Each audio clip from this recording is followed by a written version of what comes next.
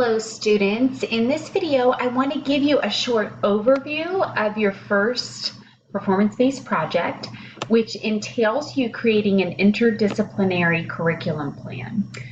When we're creating a curriculum plan, and particularly in this case we're going to be creating an interdisciplinary thematic curriculum map, we're thinking big picture.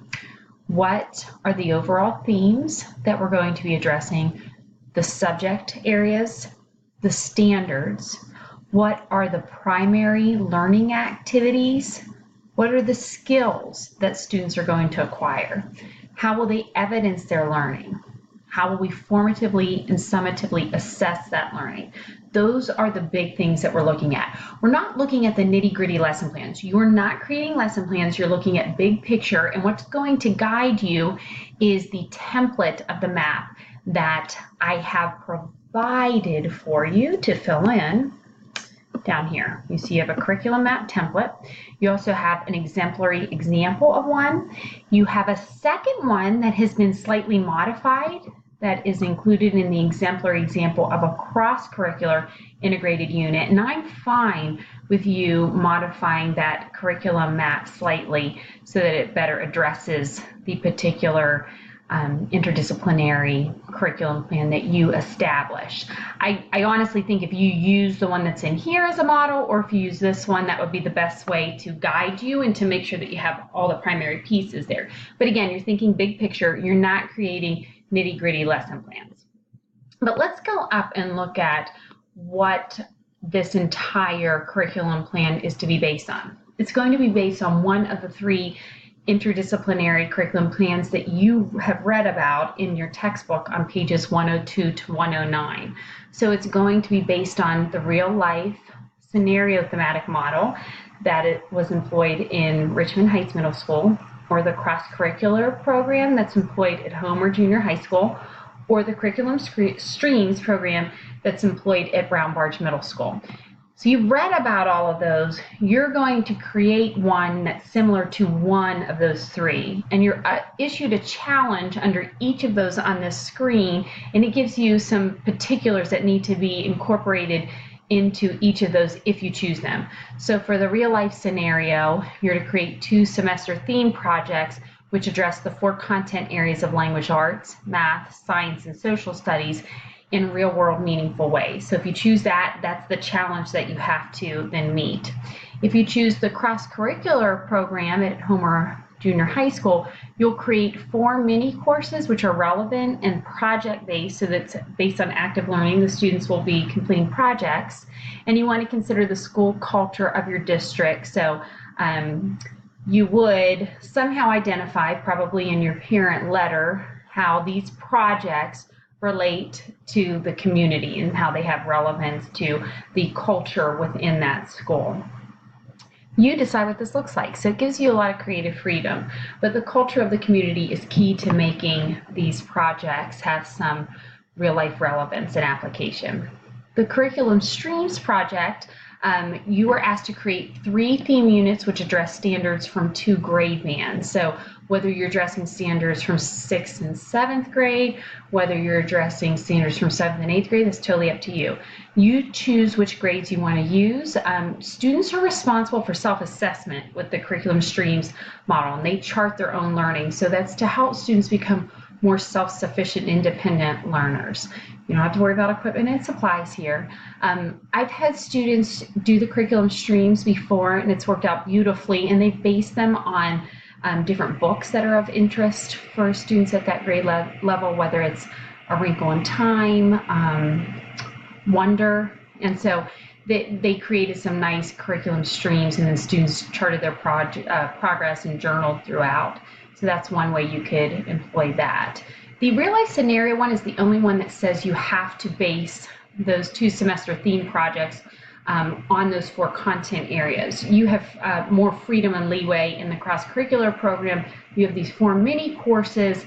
They have to integrate more than one subject area, but whether you choose English and math for one of those mini courses, science and history for another, English and math for another, music and catechetics or theology for another, that's totally up to you. So you have a little bit more freedom, everybody resonates with something different. I like structure, so I would like to probably choose the real life scenario one because I know, oh, okay, I'm going to choose this language arts standard, this math, this science, this social studies. I'm going to do something that's culinary based, but they'll read a book that talks about cooking in a certain culture. There, I'll pull in some social studies. I'll do math with measurement conversions, science with an experiment. So everybody's different.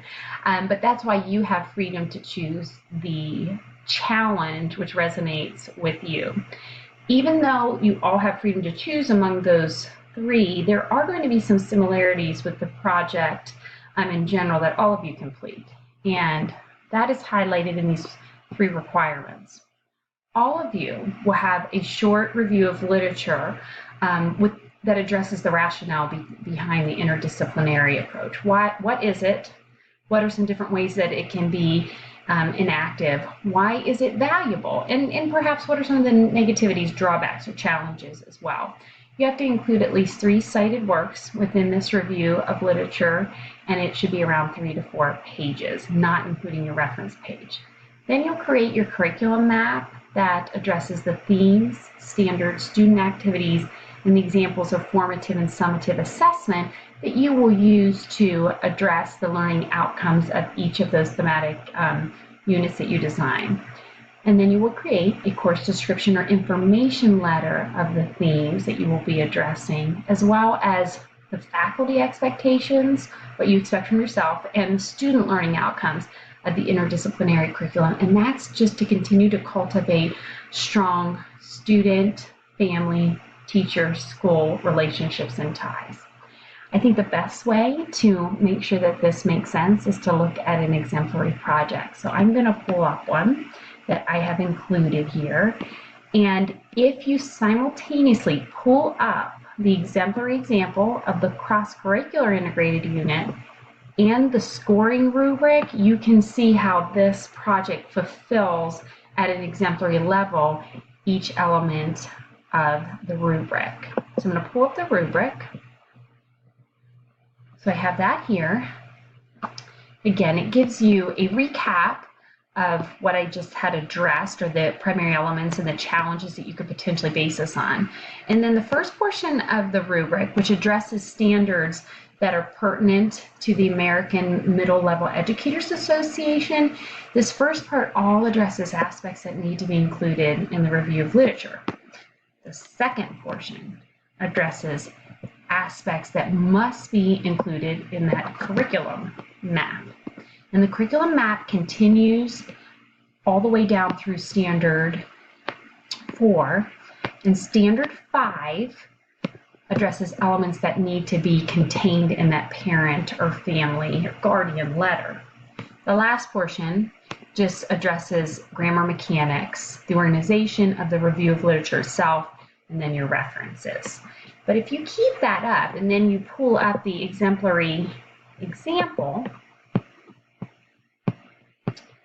you see that this is going to be all one document.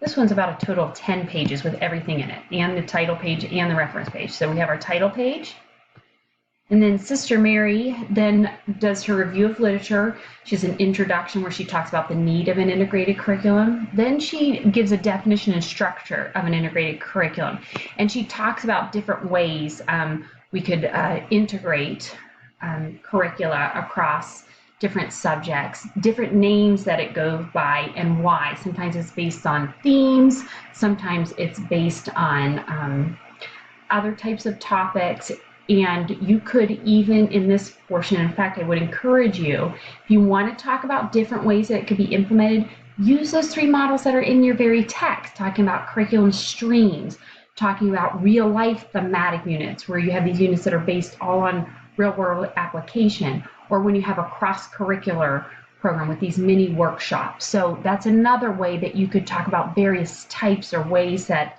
an interdisciplinary curriculum could be enacted. And then she discusses down here the benefits of an integrated curriculum, and she even talks about some of the negative aspects, and then she draws a conclusion. So when I say that you're doing a review of literature with 3 sources, you're not taking 3 sources and just giving a synopsis or summary of them. No, you need to make sure that you just find 3 sources that help you to discuss what an interdisciplinary curriculum is, what different names it goes by, why, and include our book and the different types. Then you want to pull in some research that talks about the benefits, the pedagogical benefits, the middle school value of an interdisciplinary curriculum, why research says that it's important and good to have an interdisciplinary curriculum at the middle school level. And then you could also include some of the challenges, and then a proper conclusion. And that conclusion can even be used to segue into your curriculum map. And then you'll notice that Sister provides her references. She has 4, and she has her letter next. It's fine if you do the letter first, then the map, or vice versa.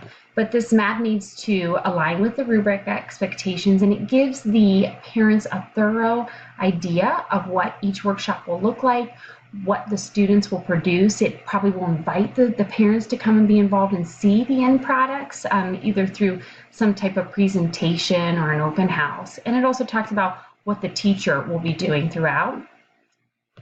And then here's her map. You notice hers is a little different than the other one that is provided to you, but it has all of the elements that are needed. It has the standards, it has how the students will evidence their learning, and within that she tells us about the activities that they'll be completing and the skills that they'll be acquiring. She then tells how she will formatively assess in an informal way to gauge what students are learning so that she can make modifications.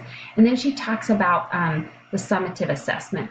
Make sure that your summative assessment is measurable so that you can gauge how much students have progressed and how far they've acquired those various standards. Now she has 4 rows, each with the workshop and then their associated standards, activities, and assessments. The other curriculum map that you're going to look at is a little bit more involved. You're free to do either way, as long as you include all the elements that are listed in the rubric. You are just fine. But read Sister's full curricular project, because it is a wonderful exemplary example of how to complete this. And then also look at the other exemplary curriculum map. That way you have a greater variety for how you can complete this project, and you could choose a way that best fits your overall design. But that is how you're going to complete this in a nutshell. If you have any questions, please don't hesitate to stop by and see me during office hours or shoot me an email. Thanks.